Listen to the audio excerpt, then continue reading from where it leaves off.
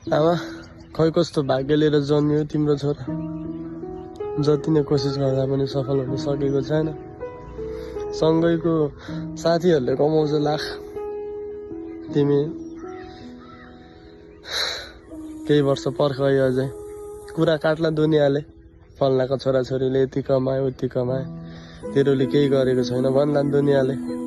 आमा अब केही वर्ष पर्खन है, मलाई सफल हुन पनि समय लाग्ने भयो।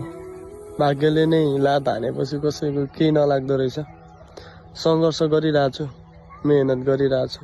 मलाई नि थाहा छ हाम्रो घर परिवारको अवस्था अनि हाम्रो सपना बिर्सेको छैन नि आमा। असफल पो भएको त